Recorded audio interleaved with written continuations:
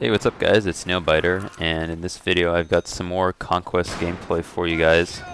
And what I wanted to talk about in this video was, so since I made my favorite setup video a couple weeks ago, I've been trying out some different, different and new setups just to see if anything else strikes my fancy and what else there is that works well for my playing style. And so, I've been messing around a little bit with some of the other guns and some of the other attachments. And I found this setup, which I really like now, and I've been using it quite a bit the last week and a half or so. And that's the F2000 here with the silencer attached, or suppressor I think is what the attachment's actually called on the attachment list. But I wanted to talk a little bit about this setup and why I find it so effective, especially for my playing style. I guess first I can talk about the F2000, which up until a couple weeks ago I hadn't used much of, but I tried it out and I've actually found I like it quite a bit now. It's got pretty good iron sights. It's similar to the AEK actually. It's got a pretty high rate of fire, so it's a better close range gun in sort of more close quarter situations. But I think it has better iron sights than the AEK, so that makes it a little bit better for me, just in my opinion. I guess it's kind of personal preference, but anyways. And I have a silencer attached on it, and I find this combination to be really, really powerful because the silencer takes the place of the heavy barrel attachment. And what the heavy barrel does is it increases your accuracy, but it gives you more recoil at long ranges. So that means that at longer ranges, more of your bullets are going to hit your target when you're accurate, but you're going to have more recoil every time you shoot. So it's going to be harder for you to maintain that accuracy, if that makes sense. So basically, having the suppressor attached instead of the heavy barrel means that I'm going to have less recoil now on my gun, and it'll be easier for me to pick guys off, especially in those sort of medium-ish ranges, which you get a lot of in these smaller, more infantry-related or infantry-oriented maps, like Operation Metro, which you saw the first two clips on, and Grand Bazaar, which is the map that I'm playing now.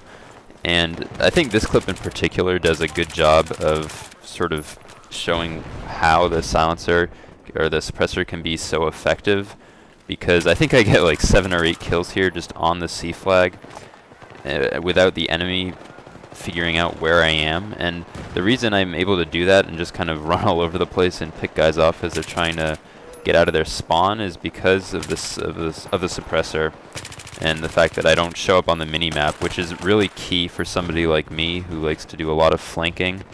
And I'm always trying to get behind the enemy and go around and get to the sides. And so if I can do anything to make it harder for the enemy to keep track of where I am, then I'm definitely going to use that. And so the silencer has been really effective for me, and it's been working really well. I think now this setup, I think the F2000 is now my second most used gun just because of this setup. I've been using quite a bit of it.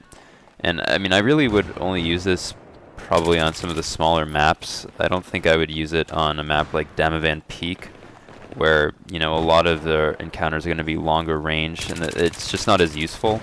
So I think this setup works really well for some of these smaller maps, but as you get into some of the larger maps where more of your encounters are going to be long range and the negatives of the silencer are going to be more prominent because the silencer reduces your damage at long range, then I think this setup becomes less effective.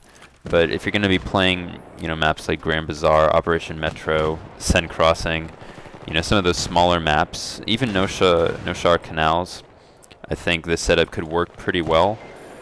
So anyways, if you haven't tried out using a silencer and you're like me and like to do a lot of flanking, I would definitely try it out. You could probably put it on any gun. I've used the silencer a little bit on the M416 as well, and that seems to work pretty well too.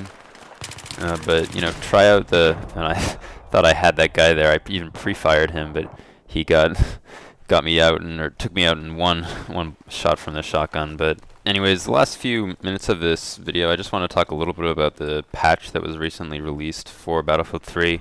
And it was only released for PC players. I don't think a date has been set yet for when the console players are going to be getting the patch. But so I've heard some mixed things about the patch. Supposedly it was supposed to fix some of the stability issues of the game and make crashes or fix some of the weird crashes and bugs that some people have been having.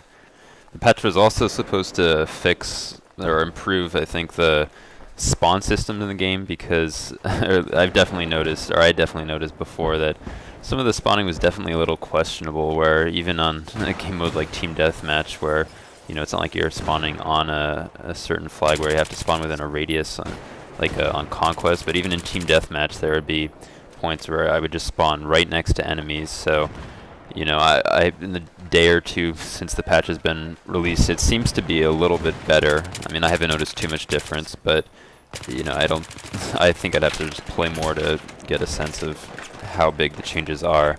So at least they're trying to do something about that issue.